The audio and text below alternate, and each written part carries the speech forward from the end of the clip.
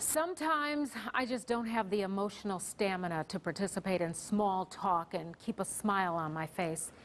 I might just have to check out for a while. That's one of several things grieving parents want you to know, and I can vouch for that. Tonight, meet a mother and father hurting after their young son died from cancer, and hear what else they want you to know.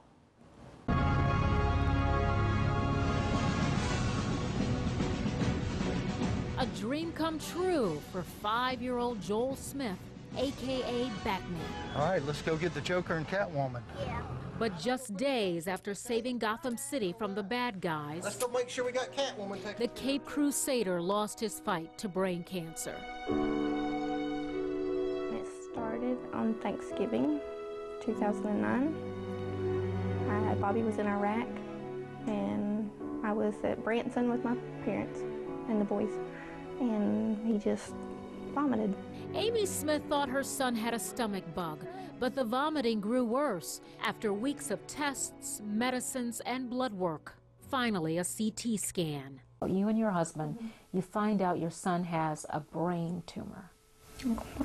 I lost it. We were about finished with our tour, and the Red Cross stepped in and sent a request to the command staff where I was at, and they said, get him home ASAP.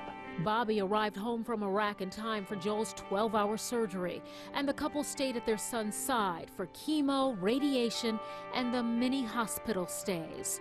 They celebrated a 10-month-long remission and then watched helplessly as the cancer came back. In the end, he lost Joel. Right. I don't like the word lost. Hold on.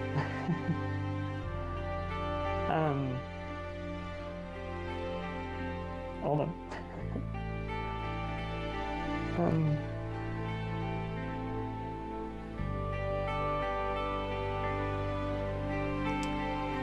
He went home.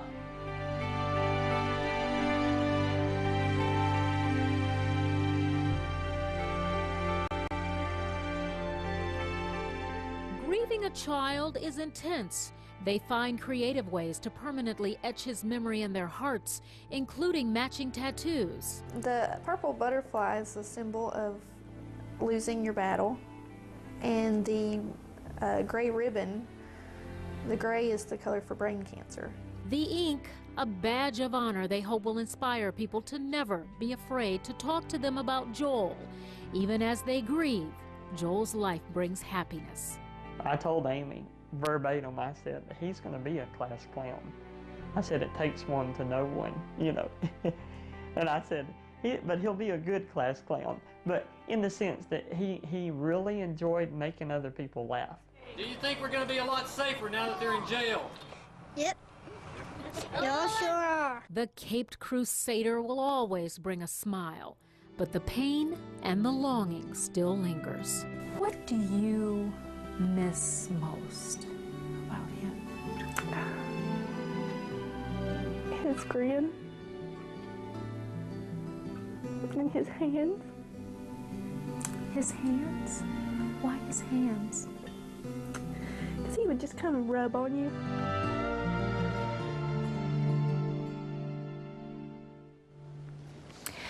Amy and Bobby have a younger son, but they say one son cannot replace another.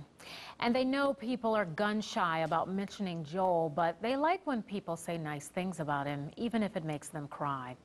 At Fox16.com, I've listed the 10 things grieving parents want you to know. I've also created a blog, so you can jump in the conversation. We've been talking a little bit tonight.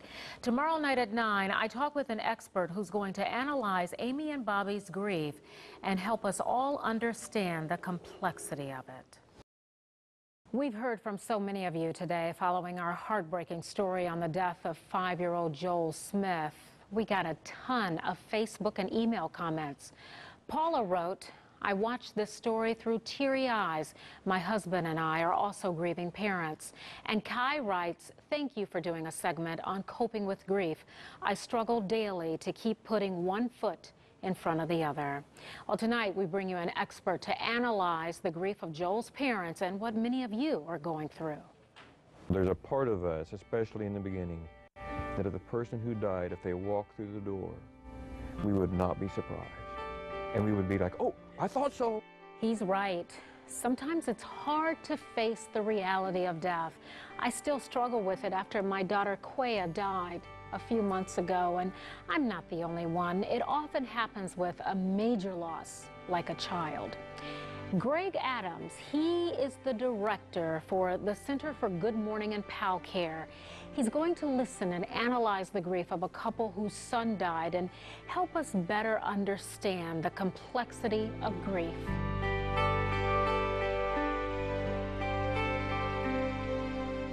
Amy Smith's 5-year-old son Joel died in August from brain cancer. Like many parents, she looks back. Sometimes when people are dealing with the loss, they feel like there was something more that they could have done. Mm-hmm. Do you ever feel that way? Yes, I do. I think, you know, should we have done the alternate treatment sooner? You know, should you have insisted on this or that? Our primary responsibility is for our children is to help them grow up and to have a good and long life. And when they don't do that, we can have a sense of failure. You know, I didn't do my job as a parent. I am alive, and my child is not. And so in some sense, I think we end up having to put ourselves on trial.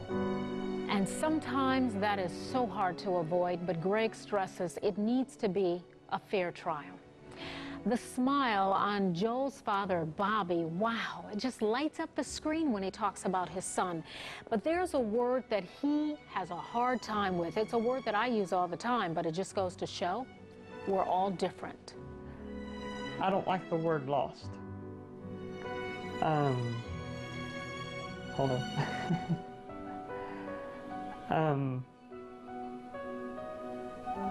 Hold on.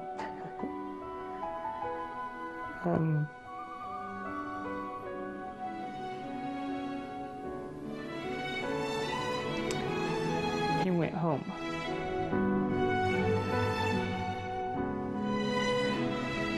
I've heard some other folks who talk about that. They don't like that word.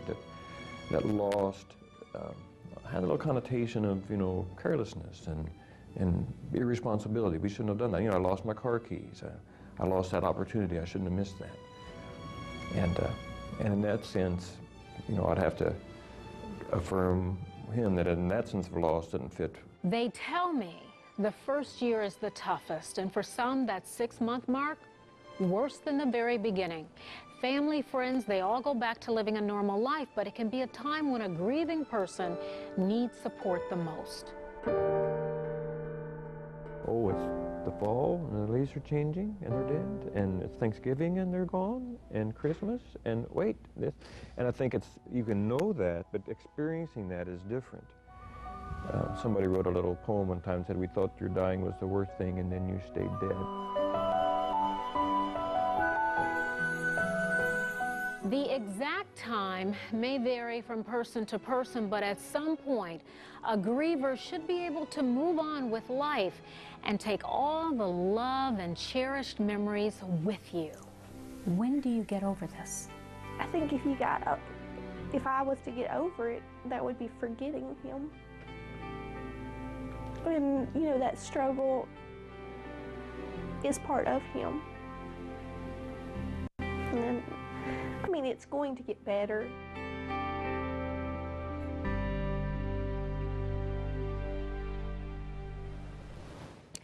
You can see my complete interview with Greg Adams at fox16.com. My blog is there, the 10 things grieving parents want you to know, and so much more. It really is a good resource for you. So go there, go to fox16.com and check it out.